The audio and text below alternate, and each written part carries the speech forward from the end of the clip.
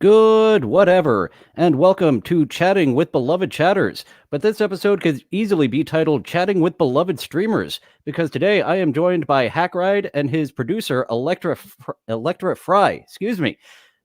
Don't know why I'm tripping out of the gate already. I am quite the stutterfuck. I am trying to take the stutterfuck title from Stuttering John. How are you guys doing? It is fire season in Los Angeles, and I know you guys are on the West Coast. I imagine the demon might be all right with fire season. Are you keeping away from the flames of hell that come every winter in Los Angeles? Yes. Let me give the proper introduction here to myself. Thank you. Yes, the demon is here. I have not seen a flame. Oh, no, that's not right. Yes, Pacific Palisades went up in flame, I think, a year or two ago, and I saw those. That was pretty scary. But I live by the water, so I just swim away. A demon swimming away from the flames, the opposite of what I would expect.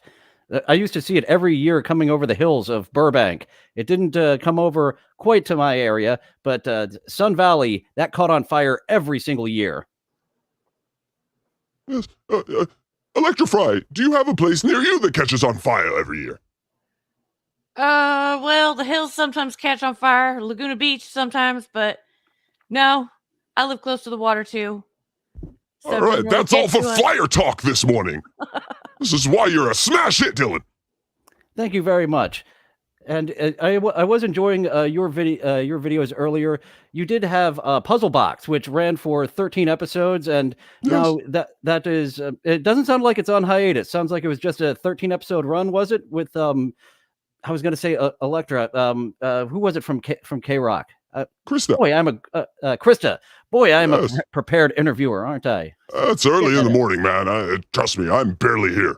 Yes, so Puzzle Box Series 1, we're calling it. Yes, it was a proof of concept. Did I even want to fucking do this? That was what it was about, and I do. So Series 2 Puzzle Box is coming in January, and it is more about guests, interviews, and fun stuff like that. Now that I know I can do this, I'm going to have some fun with it. Yes. Gotcha. And I did see you have Two Keys. Yes. Gangsta Cousin on your channel right now, so that is a fun puppet content is very fun. I've got a few puppets back here. I haven't done a proof of concept yet for my puppet show, but how's Two Keys treating you? Two Keys is great. Way too many bath salts, but other than that, he's good. Listen, Dylan, I'm gonna need you and Pee Wee Herman to show up on Wendy's channel for me. Would you do that for me? She loves Pee Wee Herman, and you doing Pee Wee Herman on a channel is a demand. I'm absolutely in for it. I would love to bring my Pee Wee puppet, as you saw on Levyverse. Thank you guys for having me on Levyverse. I was very disappointed to see he went back to the low effort network with Levy Land, because you guys gave it a fun little spin of like Pee Wee's Playhouse, actually, is what I thought of it as. And as you guys saw on that show, Pee Wee's mouth doesn't move very well, but he can give the scream. It can just open. Yes, one-dimensional characters are fine on YouTube. Look at me! Anyway, I still think that, what the fuck were we talking about? It's early in the morning here. Remind me what we were just talking about. I was petting a cat. You were bringing me onto Wendy's show. I was complimenting you on the Levyverse, and very disappointed that the fun variety that you brought to Levy Land is no longer there. It's now just back to ho-hum Shuley with the low effort network that he took it back to. I guess he didn't want to. No comment on that. I know what you're trying to do there, Dylan, trying to get me in a clip. Not gonna happen. But I will say this. We tried some stuff. It was a proof of concept. I liked it. I thought we had some stuff that was working. There was 1% of what I wanted to do, but if the artist isn't feeling it, you can't do it. I work in music. I'm a music producer. And if a guy comes in and he's like, I want to do a reggae album, and you're like, all right, cool, let's throw some, orchestration in. He's like, no, I want a reggae. So you have to work with the artist. It was a creative difference. Bob's creative, I'm not. That's my joke. You were trying to take it into a different type of genre that the artist wasn't exactly in for.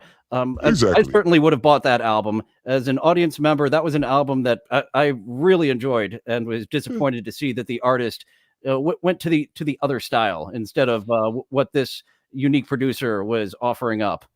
I really saw him as my Leslie Nielsen, right? And I was Airplane.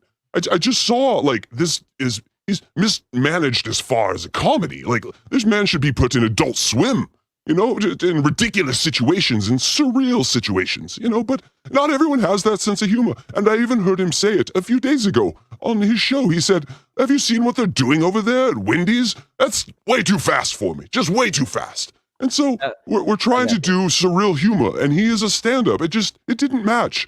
And I understand that, but that doesn't stop me from loving it, so I'm going to keep doing it. I do enjoy you throwing out different proofs of concept, and yeah, some hit on all cylinders, some do not. I thought it hit on all cylinders, but yeah, you got to do what the artist wants to do, and this artist wasn't into the Adult Swim surrealism that No. I really enjoy. What you're bringing up to the table with that style. Oh my God, Dylan, I had the greatest idea for you. On the next episode that we were going to have you on, we were going to have you do real-time play-by-play. Like, we were going to go, Bob was going to say something stupid, and then we were going to record it in real time, and then I was going to give it to you, and you were going to bring it up like the reporter. Like, "Bob, you said this 10 seconds ago. What the fuck?" I thought I'd never seen it done before. It would be really cool, but alas, all the great ideas I still have, now they will be on Hackride Studios with Electra Fry and me. That's right. And Dylan, I thought you were Electra. great on the Levy Show. That was amazing appearance. You did such a great job. I was laughing my ass off. Overall, by the people that we care about their opinions, you were fabulous. Thank you so much. And yeah, taking a look at the chat, I know that I'm not for everyone, and I saw a mixed bag in there of some people saying "fuck yeah" and some saying "fuck no." Tiger Lily in particular, I weird her out. Apparently, I do not blink enough for her, so we get you on the show with Richard Ojeda, and it'll balance out. He'll blink 100 times, you'll blink 0, and it'll be perfect. That's exactly what I've been saying, is we need a 3-person panel with a regular blinker, me and Richard Ojeda, and you've just got the complete spectrum of eye flapping there. Well, sorry to steal your joke. I really never heard it before. Great minds think alike. Yes, I heard that lack of blinking meant a sign of psychopathy. Have you heard that? I haven't heard that. I actually did train myself to blink less for modeling work out in Los Angeles. I did a few, like they have proof of concept for movie posters, and they bring in people who somewhat sort of look like the lead actor. I had a whole bunch of fun with that. So that's actually something I trained myself to do, to blink less, so the photographers have better options to go through while I'm doing, and better options. Clearly not an English major. Now we know why you did out to Los Angeles for acting, folks. It was better for him. Yeah, I do stumble over myself still quite a bit. 6 months into this live streaming and getting a little better, but still stumbling over myself verbally. So little step by step. I like the stumbling. The stumbling and then the self-awareness of stumbling is why I listen to YouTube as opposed to watch network television, right? If you want perfection and producers like making things so perfect that you're gross, go watch Disney. But this is why I watch YouTube. I sit and watch these panel shows where people talk of each other and fart. It's amazing.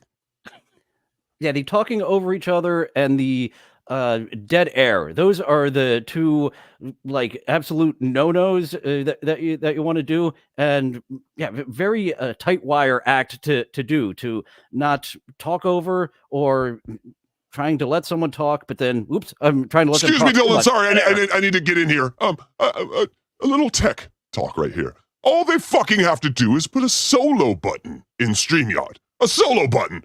It exists on every mix board that has ever existed in the history of time in music and sound. A solo button. That way, when you want to talk, you press the solo button, and everyone else is muted. Is this fucking hard, you retards at StreamYard? Get it together! I have been someone pushing, I have had someone pushing OBS on me. They have more options, and StreamYard, it's just so simple for fools like me. Yes. That it's a good intro. Maybe one day I will graduate to OBS that has more options. I don't know if they have that. Like I have a mixer here that I could, if you were plugged in with microphones, I could turn you up and down. But yeah, not that option. I could mute you one by one. But yeah, no solo button over here on StreamYard. Yes, when I talked to StreamYard, I said, I'm going to call it the baton. What you need to do is create a program that's like a baton that you pass around, and whoever has it has the solo, so that the manager of the back end could pass it around. And so they could be like, now you talk, now you talk, now you talk. The control would be amazing. Oh, that sort of dictatorship is something a demon lives for, Dylan. Absolutely. The control you could have over the entire room. Yes. Hackride, a control freak? No. See, I would Come mute on. her. I would mute her right now. She would not be able to say a word. Just tits, no speak. And unfortunately, we have the fries, but not the tits as the visual. So we'll just have to take your word on it of how magnificent the tits are. Oh, let me tell you. They are fantastic. Not that I know. I'm just guessing. I will go ahead and Just- picture Gia Armani yesterday. For those who saw my TikToker on the clock, there is a woman with magnificent tits who chops wood on TikTok Live. She is rocketed to one of my favorites yes. on that app. Yes. Oh, I did see that. I have seen her. I had a request to do an encore, and I'm like, yes, I will absolutely. I have got to start doing more screen recordings around 8, 9 p.m. because that's when she has her tits out chopping wood. And I did have a mistake of an encore performance yesterday. But yeah, you can come here and see me stumble over myself while I'm still learning, as Hackride enjoys the stumbling and bumbling, getting a tad more professional. While she is chopping wood, I am chopping wood. Hey-oh! Tits Chopperson, she was. I was trying to come up with a Chip Chipperson name yesterday, and I was once again stumbling all over myself and not coming up with Tits Chopperson at all until way after the fact. Fucking her must be like fucking a tree. I mean, she must smell like a tree. When you're going down on her, it must be like maple. But that does mean that her natural lubrication is a bit more sticky and not lubey as other vaginas are. So pros and cons to having that sappy vagina. Electra Fry, your comments. Your thoughts. Good thoughts. Sappy vagina. I really never thought about that one, but I guess there could be pros to that also. You know, it could, actually, I can't come up with any. Never mind. Oh, I knew I'd get you. I love when I get her. So what you have to do is wait until she's not her mouth. She disappears, right? So she's doing something off to the side. Now you get her. Now you ask her because she's not paying attention. It's amazing. There she is. Throw a strike right down the middle. She was looking at the crowd. Yes, and one more thing. Boring tech talk again. OBS. I am also learning OBS. And I look all over YouTube, and how has no one made this video? Learning OBS, doing the exact same things you do in StreamYard. So show us in OBS how you do a video clip. Show us how you bring in 3 people. Show us how you do everything on a video that shows us how to do everything in OBS like we do in StreamYard. How does this not fucking exist? Anyway. I was attempting OBS like a year and a half ago, and I was trying to pull clips was the main thing. Before I decided to try this live stream thing, I wanted to do movie and television reviews kind of in the style of Red Letter Media, but putting my own spin on it and just pulling clips. I didn't know how to do for the longest time. And I was like, oh, OBS, I should be able to do this. I was able to get the video, but not the fucking audio to save my life. So that's where I left off. And then once I made one appearance with someone using StreamYard, I'm like, oh my God, this is so simple. I've got to start doing this myself because I can do this. I bashed my head against the wall with OBS for like a week trying to pull clips. And now I've been dragging on that. Like I do have copious notes on the review series of movies and TV, but just so easy to go with a live stream rather than putting together a video, and just the time consuming of pulling a lot of clips like you have with the surreal style. As you said, I really enjoy it, but yeah, just got to get used to the prep work into throwing more audio and video aspects. And I enjoy your animations too. I enjoy all the work you've been doing there. Electra Fry, we got a fanboy here. We got a fanboy. Make sure he doesn't get too close. Get in between us. There is a good amount of miles between us now that I'm no longer in Los Angeles. Well, even in Burbank. Coward, you ran away. You ran away. Yes, I did. I ran away to somewhere nice and cheap as fuck. I do miss Burbank at times.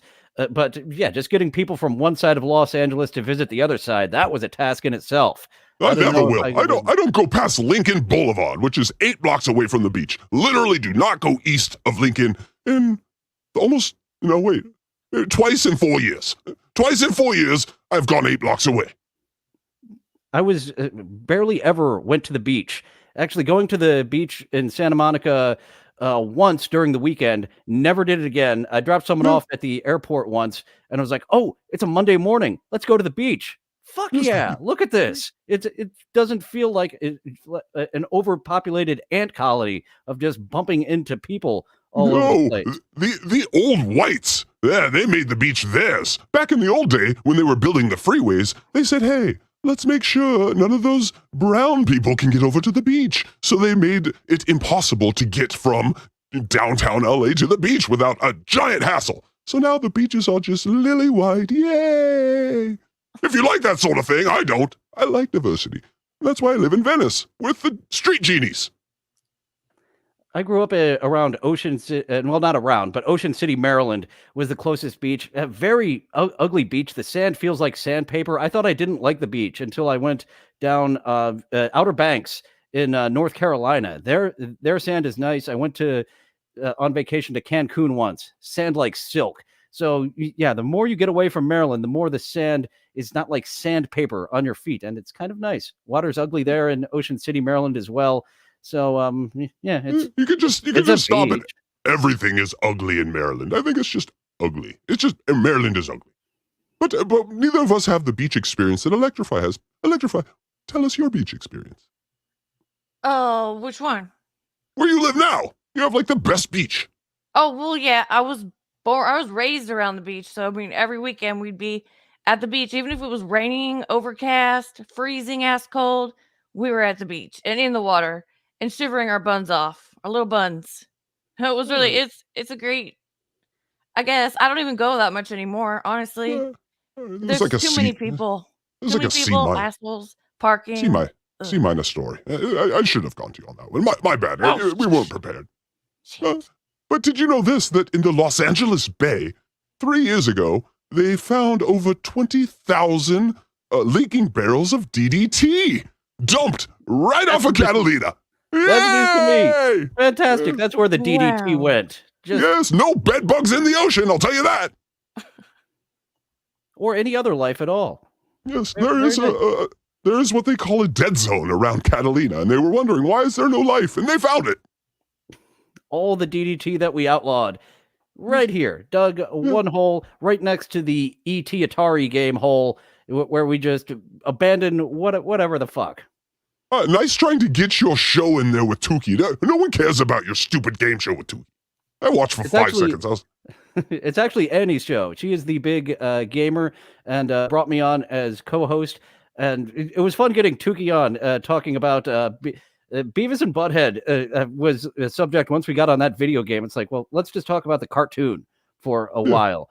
And as my tastes have matured, if you will, I used to enjoy the Beavis and Butthead cartoon segments where they're, doing stuff. But the video, the music video segments, as I get older, those are the best segments. Yeah, I include one of those segments on my radio show tonight, so that's going to be. Oh, yes. Talk about that. This is one of my favorite. It's my favorite band ever. One of them. Talk about it. Yeah, my radio show tonight's on the band Hum. Yay! Have you heard of them, Dylan?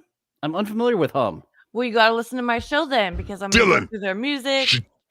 She thinks she missed the train to Mars. She's out back counting stars. Do you know that song?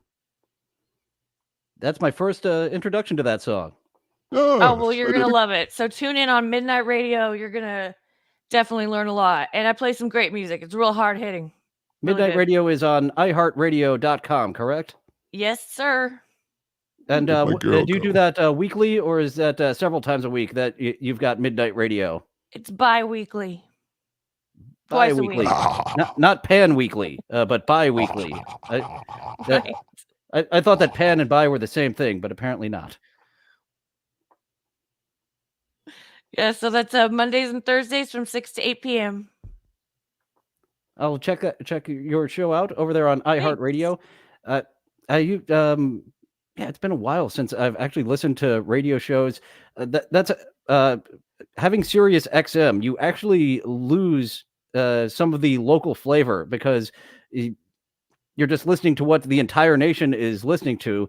And out in Los Angeles, I didn't have the Sirius XM, so that's kind of didn't have cable television. But how to get like the local flavor is through KCRW. I do miss the Morning Goes Eclectic on the NPR station out there in Los Angeles. Was my favorite radio station out there. Such a Did good they still show. have do they still have David Lynch doing morning weather on KCRW? I don't know. I have premium services. I'm not one of you broke people that was struggling in Los Angeles and ran away, Dylan. I have cable. I watch YouTube. I watch panel shows where people porn bomb each other. This is what I do. I don't watch that nonsense. Come on. And that is becoming a gimmick that some people are doing. Quadfather got porn bombed a couple of weeks ago. It was like a soft porn bomb. It was like a date rape porn bomb. He porn bombed and then he stayed on the show. He finished the date after getting assaulted. Sorry I raped you. Would you like a dessert? Hey-oh. I've got some toppings to go along on that dessert for you. No, we should have stopped. We should have stopped on mine. We should have stopped there. Dylan, you went one too far. Son of a bitch. One tag too many. You shielded me. Yeah, keep trying to tag. Sometimes there's just too many tags when you keep going down this tag hole. And I found the tag too many. Yes. So let's talk about your future, Dylan. What do you have in store for your future? You just gonna plug away at these shows? Yeah. Right now I'm fiddle fucking around on the internet with a few shows. It would be fun to get these monetized. I do love performing, being an actor and just pretending. Getting paid to pretend was so much fun. Writing is my first passion. I did put those two together and dabbled in stand-up comedy. When Stuttering John just blew up about I dabble, I'm like, well, that's exactly what you do. And actually, that's the perfect wording for what I did with stand-up comedy was dabbling in it. I got bored with doing the same material over and over again. And as a stand-up, you do have to just hammer that material in, finding, once again, as we said, tag, till you turn that 1 minute routine into a 15-minute routine. And I think I'd be better as like a comedy coach or helping someone as a comedy writer. Comedy classes, to me, there's a difference in saying comedy classes. You're teaching someone a formula. And if you've been to a showcase in Los Angeles, I'm sure you've seen those people who were taught the formula of X plus Y equals punchline. And after like 2 jokes, you're able to come up with their punchline really quickly. So that's something I dabbled in. When I do get back into stand-up, I take it in kind of a direction of performance art. So it's kind of weird performance arty kind of stand-up that I do. Did you ever get into stand-up at all, Hackride? I did not. No, I was always a musician. But they say those who can't do teach. So Dylan, I think it's a great idea. Yes. I'm not funny, so I should teach other people to be funny. This is logic that a Vulcan could share. I'm just kidding. You're funny as shit, man. Here's what I will say this. I'd love 3 minutes of your stand-up on Puzzlebox. I just have you on, you do 3 minutes of stand-up. It could be whatever you want. Let's keep that fire lit in your belly. You're going to go retire and teach other people who aren't funny to try to make them funny. If you're going to a comedy school, you're already not funny. You get it, right? Like, there's no one that's going to show up at your class that's going to be innately funny. It's just, you're picking the wrong profession for that. Go hang out with dishwashers or something. You'll find someone who's innately funny, then you can make a stand-up. You see what I'm saying? So I want you to stay in this world. So please, come on Puzzlebox and do some stand-up. That is what you will do. I would enjoy that. If you would allow me to do my weird performance art that isn't quite stand-up, I'd like to do that as well. Dylan, it's Hackride Studios. You have to be weird. I will touch you if you're not weird. Like we have a threshold and it's weird. So you must meet the weird threshold. Yes, and you have with flying colors, Dylan. Oh my God. Woo! Yes. Spectacular weirdness.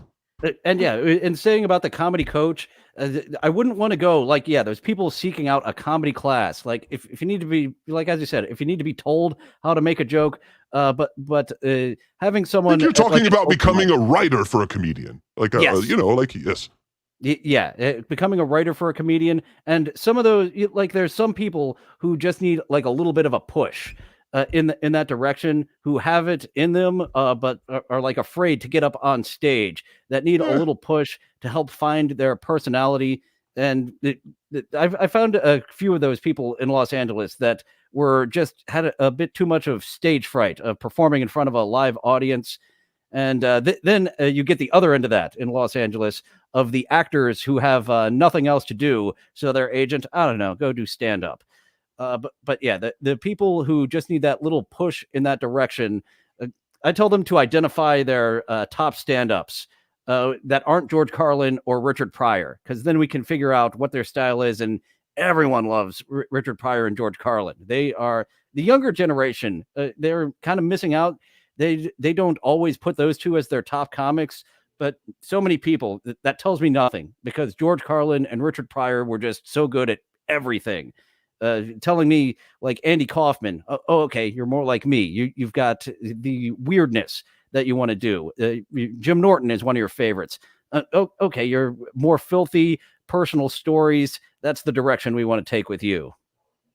Yeah, I use more modern, just because people understand them more. So, like I say, more like Tim and Eric for us. Like more modern sort of. I think you should leave. Things that are current. But yes, I mean, Carlin is a Mozart. Carlin was on another level. Pryor, Pryor's great, but Carlin hits you in places your mind didn't even know worked. And those are the comedians I like. The ones that, I always forget his name. The guy on the beginning of the Tool album. I listen to those guys, Mitch Hedberg. These guys that are just sort of, brains that are different, but are smart. And that's I identified in you, Dylan. You are different, and somewhat smart. And so, yes, I picked you. I said you should come on the Bob Levy show and try it. And because I knew that if it didn't work, it would still work. Because that's the nature of surreal comedy. Not working works sometimes. As with Tim and Eric. And I did not get Tim and Eric for the longest time. And then I did some shrooms and watched Tim and Eric, and I fucking got it. Yes. So I did an interview with David Liebehart. He's from the Tim and Eric show. And it is literally like you took the macro dose of psilocybin right before the interview. Because all those characters that they use, that's how crazy they are. So we want to create that. Now, streaming's a little different because there's terms of services, and we're live, so you can't get the craziest people. Electra Fry. I sent you a text from one of the craziest people that I've ever met on the internet. A person, I'm just going to name them, Minnie Manson. Do you know Minnie Manson? Oh yeah, totally unprovoked, these texts, but...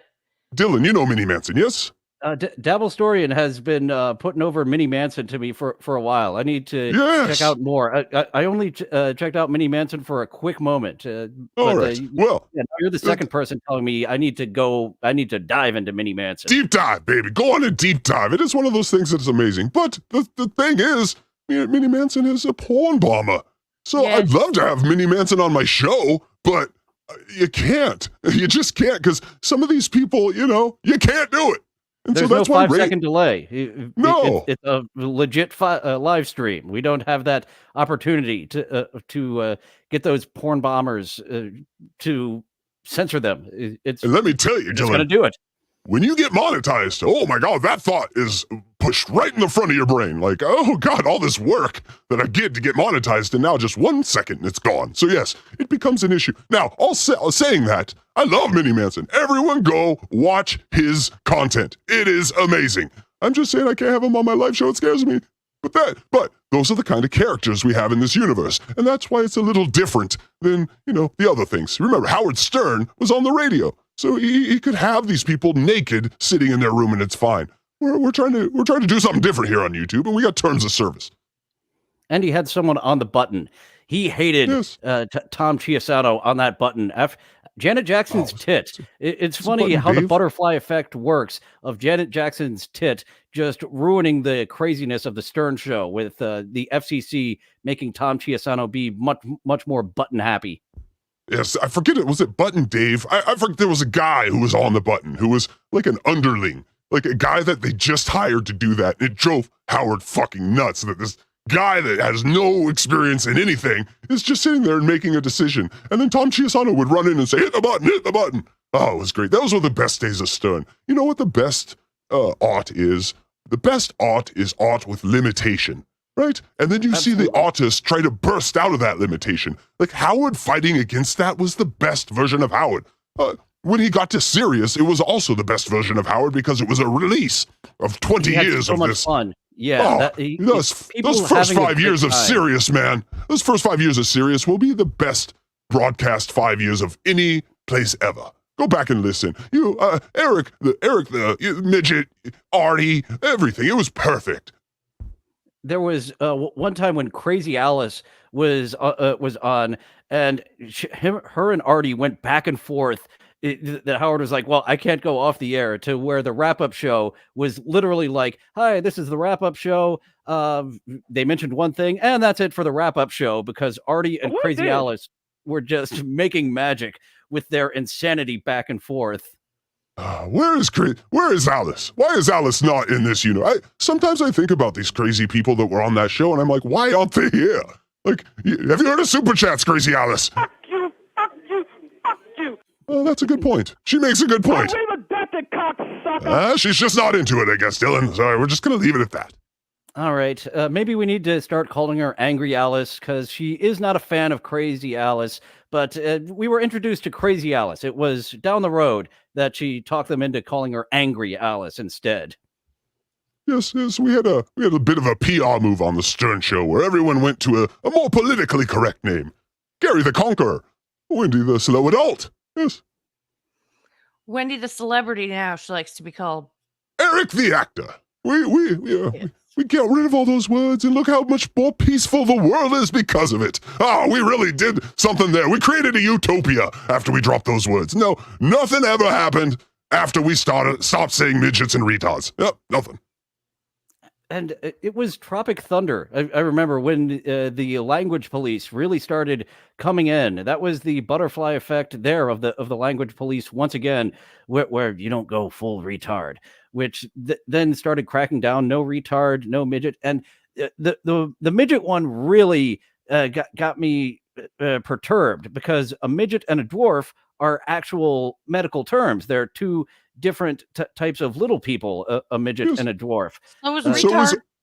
And so is obesity. All these words that are used to describe things that people don't want to because, life's hard. Maybe we take the word away, I won't be fat.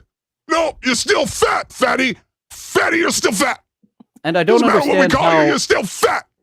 I don't understand how infinifat is less insulting than obese, but have at it, you fatty. Yes, humans are bored. That's it. It's not complicated. We are born, we die, we are bored. That was the problem with Apu. Like the main when that film came out, the main crux of it was bullies called me Apu. And he just went on about that for 90 minutes. Yeah, bullies called you Apu because that was their frame of reference for folks from India. So whatever their frame of reference was, they would have called you the guy Fisher Stevens from Short Circuit if that was their only frame of reference. Johnny Five is alive. Number 5, alive. Input. I do like they were able to get him into a pop culture jive talking guy real quick because he just took in input really quick. More input. Well, we always, as a rule of thumb, gangster robots are funny. Yes. Bad human. Yeah, you remember that movie? There was a movie with a robot with that band from Australia, and they made him a gangster robot too. It's a thing. Gangster robots is a thing. No, that should be a gangster robot rap. Hopefully you can find that for your show, Electra. Some robot rappers and some more robot musicians. Okay, yeah, I'll look into that. It's a great idea.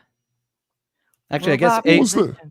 I guess AI can be considered the newest in AI musicians and such. Oh yeah, you Chappie! can just plug in those, lyrics and they'll put out a song for you right then and there. Takes about 30 seconds. Chappie. Chappie is the other gangster robot. That was what I was talking. Chappie, yes, I recall Chappie. And the AI, it's not too far in the future. They're going to figure out how to talk to the trees. And the trees have been looking to fuck us humans up for a long time. Once the AI figures out how to communicate with them, we are fucking fucked. Good. They're going to stop putting out that oxygen as much as they are. Oh, this oxygen shit helps them. All right. Well, we will piss and shit oxygen less and get rid of their asses. Now you're just doing the plot from The Happening with Mark Wahlberg. That was the wind. The chase No, sequence with the wind. The plants. No, it was the plants and the trees kill us, but the wind carries whatever's killing it. And then at the end, they're just standing there in the wind and they don't die. That is a ridiculous ending of a movie. That's what really stuck with me was the chase sequence with the wind, where finally the camera stops and the wind is just circling them. And then they're in two different farmhouses with a connecting tube in between, so they're talking as the wind's outside, and they're like, "Let's just go do it." And then they stand in the wind and they live like the wind judged them good. M. Night, what the fuck, man? If he would have gone with 30-minute stories, like Tales from the Crypt or just an anthology movie style, he would not have gotten so much hate so quick. Because a lot of his stories, they have the Twilight Zone twist to them, where if you're just in and out in about 20, 30 minutes, it wouldn't be fucking awful. But 90 minutes, 2 hours, yeah, The Village is fucking awful. You had no more than 20 minutes of story to tell, and you made it a full fucking movie. I mean, he's so badly, Jordan Poole is the good M. Night Shyamalan, right? It is the long con. He does the movies with the long con where there's something at the end where you're like, that's very deep. And then M. Night Shyamalan's, it's the short con in a long movie. And so at the end, you're like, wait a second, you just moved that quarter from your hand to that hand and made me watch 2 hours. What the fuck, man? There's no deeper meaning. Oh, that Island movie where everyone got old because it was a pharmaceutical company. Okay. And there's no deeper meaning. It's just, hey, look at this little magic trick over here. So yeah, I don't like it. Yeah, once again, 20 minutes of material in a movie. Same with that fucking devil movie where there's Hey, watch your mouth. Not the devil himself that I was upset with. The concept of the devil by M. Night Shyamalan. 4 people in an elevator. One of them is the devil. Nope, not a feature length. You shouldn't have done that. You exposed yourself. Very much like J.J. Abrams. I hear he's in the writer's room for the Hot Wheels movie, and people are concerned he is not going to do Hot Wheels properly, and with good cause. He should not be in the writer's room. He's actually a talented director, but he's exposed himself as a fucking hack elsewhere. He should come over here to the Hackverse, because what he writes, no bueno. There's so many writers like that in Hollywood where they get it shine, but their stuff sucks. I can't think of their names right now, but those guys from Game of Thrones, oh my God, I want to murder them. They were doing so good, but they, like that last season, they just didn't want to do it. If you just wouldn't have rushed through that last season not wanting to do it, gave it the same care, people wouldn't have. And Game of Thrones, I did not get into. That gave me Lost vibes. I had an abusive relationship with Lost. Dylan, can I ask you something? Yes, sir. Are you a fag? Because only fags don't like Game of Thrones. Game of Thrones is amazing. That last season was really bad. That I gotta give it to you. That last season was really bad. If you hate that last season, you're not a fag. But if you hate the first 7 seasons, total fag! I might be a fag thanks to Lost, because there's certain elements of the first season. I'm like, I'm getting flashbacks to where I was beaten by Lost, and I just told people that I walked into a door. No, it's full sci-fi now, It's That's okay. the writer I was thinking of. Who wrote Lost? Who was the writer? Who was the writer on Lost? That was JJ and JJ's buddies. Who's Lindelof and Carlton Lindelof. Hughes. Oh, that's the one. Yes, That's the fuck that guy. Everything that guy writes, man. It's just he forgets. He writes something great for the first 80%. The last 20% is garbage. Always garbage. Damon Lindelof, go fuck yourself. I have the exact same mindset. Damon Lindelof, what he did to me on Lost, he will never do again. He's a Terrence Malick wannabe. You Terrence Malick wannabe motherfucker.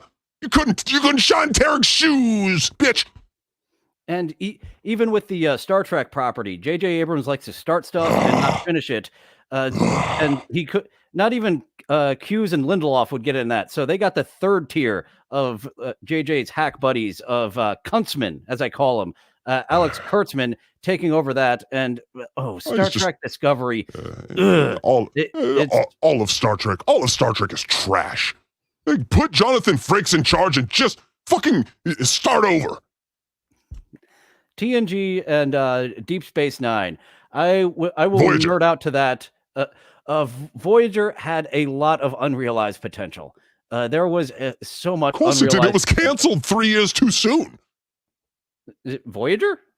Yeah, they canceled it way too soon. The plan was to have another year or two to get back, and then have a full year where they were back. We would have had a full season of Voyager where they were back in the Alpha Quadrant. But they denied us that because the ratings were terrible. Well, the ratings were so terrible they needed to get 7 of 9 in there to show off some skin tight titties and ass. And Janeway, B'Elanna Torres wasn't cutting it. But B'Elanna Torres, once again, one of those unrealized potential. They had an early episode where her human side and her Klingon side were separated, and then they brought her back. But at some point, she was just the girlfriend of what's his face. She was just getting pounded by Tom Paris every night. So that was that. Yeah, at some point she just became Tom Paris's girlfriend. Her character just disappeared. There was one point, like in season 4 or 5 of Voyager, where they had a B'Elanna Torres episode where having anger was illegal on this planet. And it was like, oh, holy shit, we haven't had a B'Elanna Torres episode in seasons. I miss this character having depth. I like the one where she was super horny on that planet. Remember that? She was like super fucking horny and they were trapped. She was like, oh, fuck, yes. I'm gonna fuck you. And Tom's like, oh, God. Yes, it was like a Palm Thaw, but for Klingons or some shit. Oh, it was great. Oh, and they did have that creepy Vulcan who had the Ponfar. I think it was for B'Elanna there on the Voyager. Oh, yes. And then he attacked her on the planet in the very last, and he bit her. Oh, yes. Star Trek was very, very, very good. I love TNG and Voyager. And less so on the Deep Space Nine. The later seasons of Deep Space Nine were weird. They got it became less fun with Deep Space Nine, where it was just a show about war for the last several seasons. But any Ferengi episode, Ferengis were amazing. Yeah, no, I love the Ferengi episodes. And any holodeck episode, there was good episodes. But I think that they were competing with like the Babylon 5s and these other shows at the time that had this sort of, political aspect to them. So they're like, oh, let's make it more political. And like that whole Bajoran bullshit. Just do more fights in space. That's what we want to see. And they eventually got to the fights in space, but it was about liquid people. And by that point, I didn't care. Oh, I like the liquid people.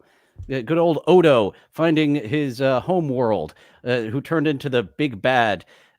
Actually, Voyager, they kind of did make a nod and a wink of, people fuck the holodeck when Janeway was lonely and fell in love with the Irish holodeck character. And the other characters, there was kind of a wink in the nod, like, you're not fucking the holodeck, Janeway? Why aren't you fucking the holodeck? Yes, I wonder what Ensign's job it was to scrub down the holodeck, because it was just literally cum everywhere. What is fucking the holodeck? It's a place you can go and fuck anything. Or play is it tennis. Just like imaginary? Yes, you can go in there and fuck anything, but Star Trek would have us believe you go in there and play tennis with each other. It's a room of magic. It's just a room that's nothingness, and then you tell the computer, put me in a 1920s Dixon Hill novel. It was what Picard liked to do was play detective in the 1920s. Oh And yes. just out of nothing, out of light and nothing, it would create characters and solid objects around you. So yeah, a room of magic, but science somehow. Totally jizz everywhere. And Yes. that was something that people like. I For think once it came Hawaii. out, were wondering. But yeah, Voyager confirmed it with a wink and a nod. People fuck this room. Well, I think Quark did too, because didn't he always have to go up and clean them afterwards? Wasn't that like a running joke on Deep Space that you had to go clean the holodecks? So, I mean, why would you need to clean a holodeck? Like, wouldn't you have the technology that would just zap any bacteria out of the room? There's got to be something very specific in that holodeck you need to go clean that wasn't there before that big, animal-looking alien walked in, and now there's black jizz all over the floor. And that was a whole episode of someone trying to get the Bajoran captain on Deep Space Nine, trying to get her image so he could fuck her in the holodeck. So Yes. I do like that they eventually, as people are like, so do people fuck this room? And yeah, of course people fuck this room. Why wouldn't they be fucking this room? Why would you do anything else in that room? What else? Like, anything else you can do in any other room? That room is for fucking. The holodeck is for fucking. I do Like, agree. like I am sure on the panel there's a child with a cross through it. Like, don't pick a kid. Like, just a suggestion. Don't pick a, like, you can have it whatever you want in this. You can fuck a dinosaur if you want. Just don't do this one. We've gone down the Star Trek rabbit hole. Are you? How Were do you there feel about the new- pedophiles in Star Trek? I know we're advanced and evolved, but let's ask this question. Were there pedophiles? It appears to be that is a human trait, so it's not going to evolve out of us. How many pedophiles on a starship of 1,000? And if there's children there, they're just trapped them on a ship with pedophiles. Wait a second. Is Star Trek just a giant Epstein Island? Have we cracked the code, Dylan? I think we have. If you want to have your own Epstein Island, it was captained by Picard this entire time. They didn't wink and nod at you on that one. It was just there. Oh, the kids love Picard. How many episodes were there drawing pictures of Captain and it's birthday time for Captain? Why did they love him so much? He seemed annoyed by them. What's going on there? Because he didn't love them. That's why they loved him so much. Because he absolutely detested them. Yes, it is one of his shining characteristics, I must admit. He hated children. We've gone down the Star Trek rabbit hole a little bit. How do you feel of the new Star Wars shows? Andor, I absolutely adored. I cannot wait for Andor Season 2. Yeah, you can keep your space religion to yourself. I don't watch that nonsense. I've got to push Andor on you. You can skip everything else, but Andor, fantastic. It's the prequel to Rogue One. So, you're saying this piece of art, skip the 30 previous versions and check out 31 and it's pretty good. That doesn't sound like a concept that's holding together very well. Rogue One and Andor, they're solid. Yeah, that sounds like the clock hit the right time twice. Congratulations. It's a broken like clock 30 over there. Yeah, it's only like, what, 10 billion invested, 30 movies. We got two. We got two of them. And pick and choose on The Mandalorian. Not every single episode of Season 3 was bad, just most of them. Yes, I find the nerd difference between Star Trek and Star Wars nerds to be pretty contemplative. You know, Star Trek nerds are readers. Star Wars nerds are collectors. Right? I don't collect anything Star Trek. I mean, I have a few tattoos and stuff. I love the ideas, but I don't, other than autograph William Shatner stuff, I don't have any sort of like things on my wall. But you see a Star Wars fan, oh my God, the basement is littered. And so I think that they're children. Star Wars is for children. In action of a wood-paneled basement being littered with Star Wars shit until Carl changed it out for Stuttering John shit. Yes, yeah. Oh, Carl is a nerd. Class A nerd. He's more of a Star Wars nerd. Us two, more of a Star... And I was late on the boat getting into Star Trek. It wasn't until my 20s that I started in with TNG, and I'm like, oh, I fucking love this. But you were like, I'm not getting laid anyway. I might as well check out some of this sci-fi shit. Yeah, what's the matter with me? Why am I not getting involved in these deep universes since I'm jerking off anyways? I can jerk off in the holodeck. Speaking of which, Dylan, do you have a significant other? Nope, I am single. Oh, this is surprising. Is this not surprising to you, Electrify, that a man with such entertainment chops and such luscious hair is single and on the market? What is wrong with you, ladies? Right, ladies, come on. They're going to be lining up outside your door. There are ladies that I've had dates with that are interested in me that I'm just not attracted at all to this year. And I thought I had erectile dysfunction there for a while because I used to just go with whoever was interested in me. But I, yeah, now at this age, it's like, well, if I'm not like physically and mentally attracted to you, and it's a scale, like you can be kind of unattractive, but your brain is the sexiest thing on earth. So that will push you over the line if physically I'm not into you, if you give me a brain boner. Yep. You don't need a brain if you got tits. That's my rule. Yes. Oh, absolutely. I used to say that of like, I'm demisexual. I need you to be some sort of smart, but that is bullshit. If your tits are fantastic enough, that can make up for how much I detest your idiocy. I don't want you to read a book while I'm tit fucking you. Just sit there and take it. Actually, that would be fun of her attempting to get her reading done. Electrify, if I was tit fucking you, what book would you be reading? I think I would be reading War and Peace. Oh, there we go. I was going to say the Bible would have been good.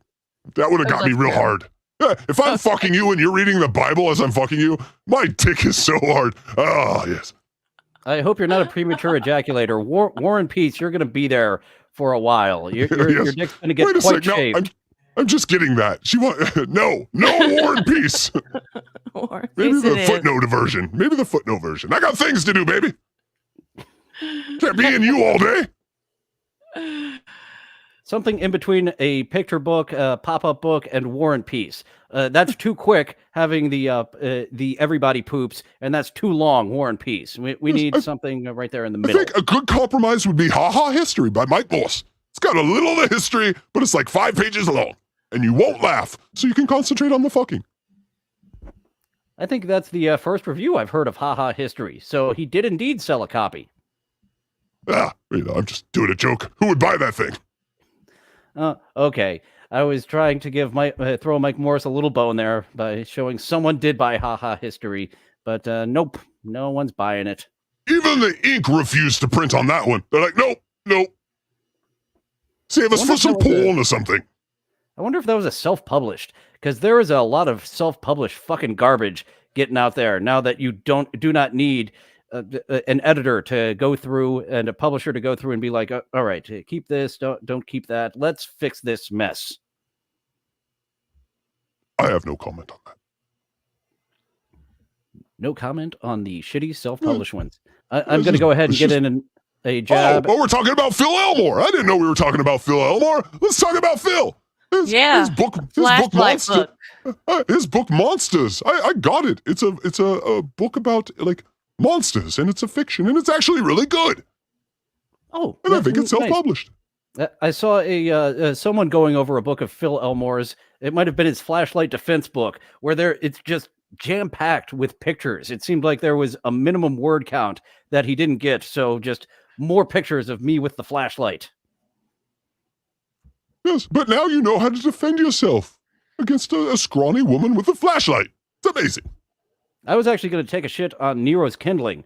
I had DG's brother, Dabblestorian, lined up an interview with him, and then he backed out, very much like DG backed out of an interview with Dayla. And he asked me to read the book, to purchase it and read it. I read the free chapters online, and holy shit. No, that is not a finished product. It does not read like a final draft, does Nero's Kindling. I enjoy helping people with their works of art. As I said, with my horse shittery as a comedy coach, comedy writer, I would really like to help him revise Nero's Kindling, take it off the market, and re-release it as Nero's Bundle of Sticks, because there is something there, but it is not a final draft in any way, shape, or form. Yes. Again, we get back to our talk on limitation.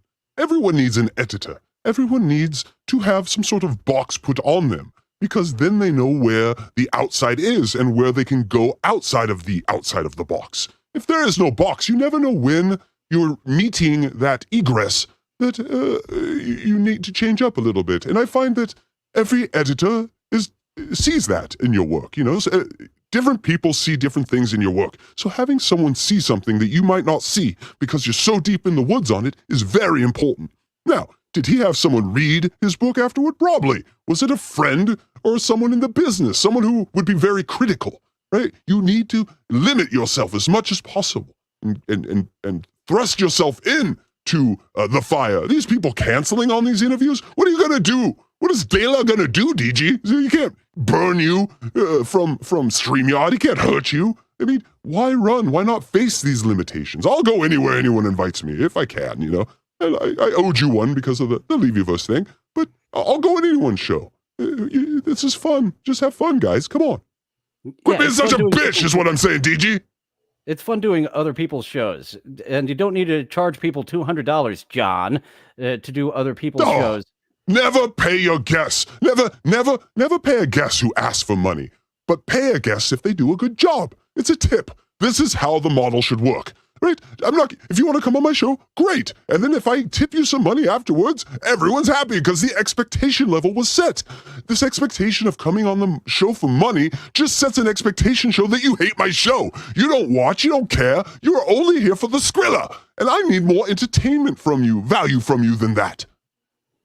Yeah, once again, trying to put that application of the Tonight Show in places where it doesn't belong, because they do pay their guests on the Tonight Show. This is live streaming. We don't get a gift basket. We just come on and have a little fun, or maybe a little argument. Either one will hopefully get the audience talking about it. Talking about the box, Ren and Stimpy is one that I think is a prime example of when you just let the artist go completely loose. It's a really bad idea. Ren and Stimpy's adult party cartoon is now infamous for just being fucking awful, because the limitations and working around the dirty stuff is part of the fun of the original Ren and Stimpy. When you just go full hog, literally full hog. They had like Ren fucking Stimpy in the ass in one episode. No, it didn't work. Yes, John Kay, the Ren and Stimpy guy, he's out there, that motherfucker. I used to listen to him when he'd come on Stern, and they'd fight with the voiceover guy on Stern. I forget his name, right? Oh, Billy West. Stern Billy West, ambushed yes. Billy West, and Billy knew just to shut up. Artie did the same thing at one point when he got into a big fight with Howard, where he just piped up, and he would still do his job and drop in something funny every once in a while, but just sitting there, nope, I'm uncomfortable. I hate that you did this to me, so... Yes, I forgot. My guess is you are a huge Billy West fan because of Futurama, correct? Yeah, he plays so many voices on Futurama. I've been familiar with Billy West since his early cartoon days. He got to do Bugs Bunny on the Space Jam movie, and yeah, he such an iconic person. Seeing him do an interview about figuring out how to do the Popeye voice was very fascinating to me as well. He is a complete pro in the voiceover world, and yeah, definitely an idol. I just went and grabbed it. I was going to show it to you. Then I'm like, duh, I'm a 3D. I can't show you. But I have my signed Kif Kreda to my name, to Casey Day, the host from Maurice LaMarche, one of the greatest voice actors of all time. Nice. Mr. Freeze, I first heard Maurice LaMarche has, and another one on Futurama that just carries such a big load of voice work that he does. The Simpsons actors, they were actually just players from the Tracy Ullman show, and Dan Castellaneta is just very prolific in the amount of voices that he can do. So, big fan of voiceover actors that can really do such a range with their abilities. Yes, Harry Shearer, too. He is a neighbor. Harry Shearer is like the nicest man on the planet. You just go and say, hey, you want to go play some hoops? And you just go down and play on the Venice courts with him. He's a nice dude. Electra Fry, do you play basketball with any legends or celebrities, or is that just me? I think it's just you, but I did meet Kobe twice. You met the legend of all legends. Yeah, I shook his hand. Didn't play basketball with him, but met the basketball legend. Yeah. He didn't take you up to a room or anything like that, did he? Oh, no. Okay, good. Good. I met That's his what you- wife was there. I met his wife and his daughter good. too. Yeah, you got the good Kobe. That's what the good Kobe was amazing. Yes, we Yeah. loved the good Kobe. I did do yoga with a few celebrities. My yoga class, Moon Zappa and the French woman from Lost were both in regulars in my yoga classes. So yeah, you end up doing exercises and sports just hanging around in Los Angeles. I am jealous of your Harry Shearer though. Yes, Harry's nice. Oh, my list of celebrity friends would make your boner enormous. But I don't like to talk about it because it's stupid name dropping. And honestly, they're just people, and, they don't like their names mentioned by a demon on YouTube. It really lowers their Q rating, if you get my drift. But let me ask you this. You were in LA, so you obviously did extra work. I did extra work. Let's, what is your number one extra work? Like your most famous movie that you were in or TV show that you were an extra? Go. Probably Superstore. There is an episode of Superstore. You can play Where's Waldo, where I am there 5 times. I'm one of the customers doing something weird, and it actually got deleted from the episode it was supposed to be in. Then another episode must be running short, and I was back that day just as a regular background actor. So I'm wandering around, and I'm a customer doing something weird. Call of the Wild. That is my favorite inconsequential celebrity interaction. Harrison Ford came in. I was dressed up as a prospector in 1890s Alaska in fucking 90-degree heat. And Harrison Ford comes up and kind of looking around, and he looks at me. You dropped your map. My favorite inconsequential, like, oh, were you friends? Did you meet a celebrity? That's my favorite one to tell because it's completely inconsequential. You dropped your map. What are some of your favorite extra roles that you were wandering around in the background of? Well, I only did, I think 4. I did 4, and then they fired me because I got a tattoo. And they're like, no tattoos. We need normal-looking people. So I guess it was on my forearm or something. But the first one I did was the Will Smith movie where he played Ali. And I sat in the crowd, so I was like one of 5,000 people in the crowd. But I remember it very distinctly because I read The 13th Planet during that whole thing, the Zachariah Sitchin book about the aliens and how we're, oh my God, and the Shem. I read all that while they were up there boxing. It was fun. Another one I was in was The West Wing, which is actually great because it's one of my favorite shows. And it was the episode where the protesters were in some sort of conference hall and Toby Ziegler was in there yelling at them. And I was again in the back reading a book. That's what I did in my extra work. I just read a book. And then my most famous one, the one everyone knows, of course, because I was 2 seconds of screen time, was National Lampoon's Van Wilder. I was in the party scene, and I was dancing with a chick, and we were dancing. Yay. So that's pretty much it. I was on another show. I can't remember the name of it, but I was dancing on screen right up front. So I totally forgot about it, and I will never mention it again, and I hope it disappears from any catalog ever. I did enjoy dancing. I learned that apparently I do have a solid, weird rhythm to me because I learned I could dance in a fake gay bar in a pilot for TBS that's never going to air. Even the crew knew that it was never going to air. They're like, this is a piece of shit. And someone paid for it, so we're doing it. We're collecting a paycheck. So I was in a gay bar doing my thing. They would do the playback. Clip as it. They call it. Clip it. Clip it. I can't Clip clip that it. part right there.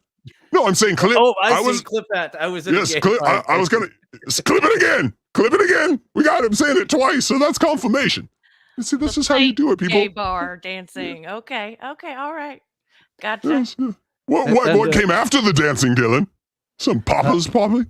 After the dancing, it sort of gets fuzzy, and then I woke up at home. Oh, you were with a bear. You were with a bear or an otter. There it got fuzzy. On my butt. I don't know whether it was ketchup on my butt coming up from that haze, but like they should have had it with Electra Fry.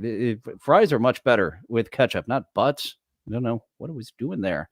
Right. He's shook. We got him shook, Electrify. We got him shook. He's at the gay club. He's trying to get out, but we're like that. Orlando shooter. We're not letting you out, brother. Yeah, and I ended up dancing in the new Twin Peaks. I was on there. I don't think you can see me, but I'm amongst the people dancing at the bar of Twin Peaks. Veep. I got to do both in Baltimore, and then they moved to Los Angeles. So that was one of my first background acting roles when I still lived in the Maryland area. They moved to Los Angeles. So, neat. I did Veep on both coasts. Some of the most inane conversations I've ever had in my life, and I still remember them, are sitting in the chair with other extras, listening to their futures and what's going to happen in their life as act. Oh my God! If you want to, I think actually, what's his face did a show on it. Ricky Gervais, a British show about is a fun show. I absolutely adore that show. If you can, people, if you want to have some of the most amazing conversations with the most outlandish people ever, go be an extra. These people, their dreams for themselves are crazy. I was earning like $300. I'm like, this is for my band. And they're like, I'm going to be the next Robert De Niro. And I'm like, no, you're not. Absolutely not. You're not going to be the next Robert De Niro. But they believed it. It's amazing. Like the human mind's ability to believe certain things about themselves. Oh, you could eat that up all day. It's why like the movie The Room is so amazing. You know, just the guy believed he was making a real movie. And it's clearly not a real movie, but so amazing. That actually was part of my delusions of grandeur, was to be a producer myself. And in 2020, like everything was in place. Everything was looking good for me to do my sketch comedy pilot, calling in a couple of favors from celebrities to help get a budget happen. And then 2020 happened, and it's like, well, for fuck's sake, I'm not going to have this happen. And I'd like to circle around to that again one day.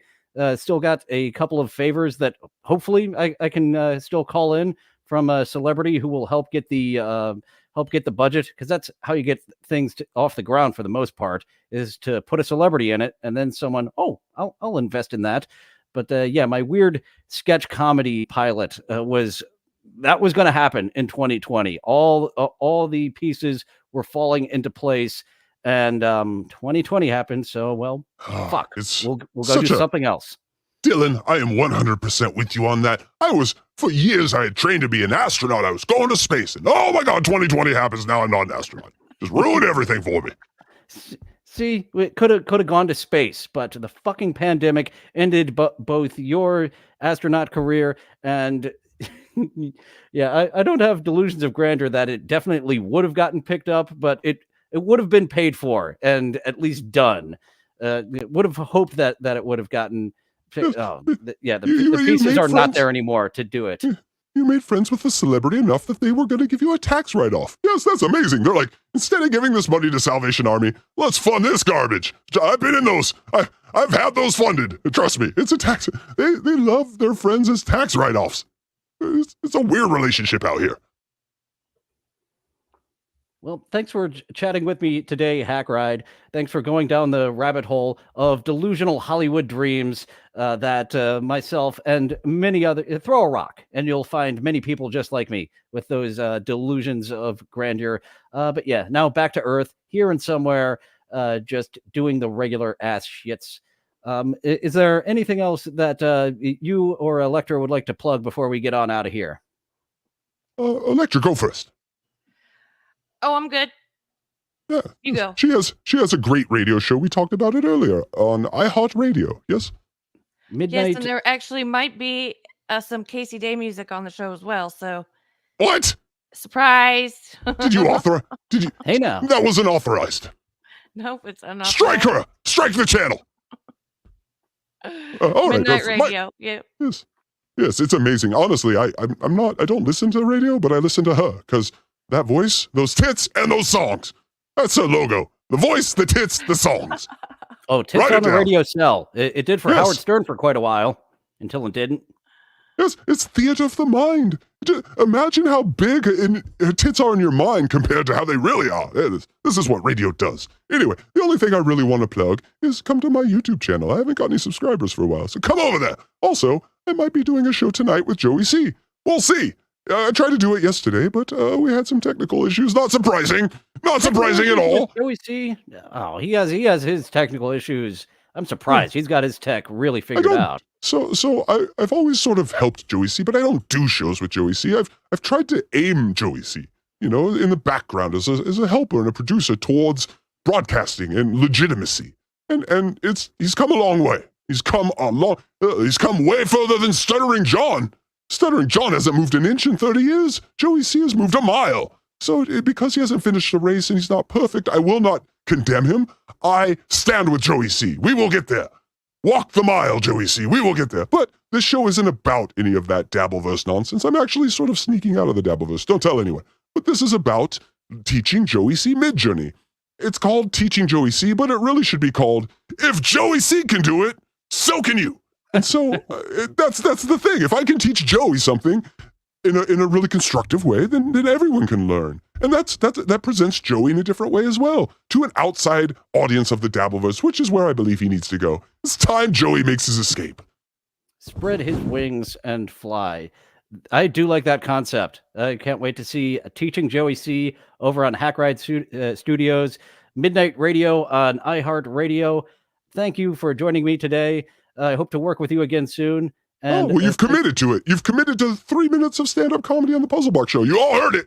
Everyone heard it. That was a contract. This is a verbal agreement. And violation of that will cause a $10,000 fine. Yes, there we go. It's a verbal contract. Oh, shit. I don't have that. I've got to do it now. I can't pay that out. And also, you will be appearing on Wendy's show with Pee Wee Herman. So this is more about your plugs, Dylan, than ours. So give us your plugs, Dylan.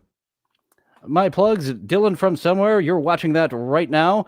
And over on Hackride Studios, we will be having fun with Wendy and many more people. We'll see where else I can fit in with the madness happening on Hackride Studios. We'll get you a dick in this vagina, Dylan. Don't worry. There's enough room for all of us. Woohoo! This vagina can handle more dicks. Thank you so much for that. And thank you all for joining. Now, feel free to go away. Well, it looks like that's all the time we have for today. Thank you for going on this adventure with me. It's fun being with friends. I'll see you next time. Bye now. Bye-bye. Bye-bye now. Bye-bye. Bye-bye now. Bye-bye. Places all join hands, circle left. Now circle right and listen to me. LSMFT. Elementary corners like swinging on a gate. To right to your honey with the right left date. Grand right and left around you go. Lucky strike means fine tobacco. Meet your honey and give her a whirl. All swing around with the little girls. Smoke 'em, then you'll see. LSMFT. Promenade and don't you fall. Promenade around the hall. Lucky strike is first again with tobacco men. Promenade straight down the pike. It's time right now for a lucky strike.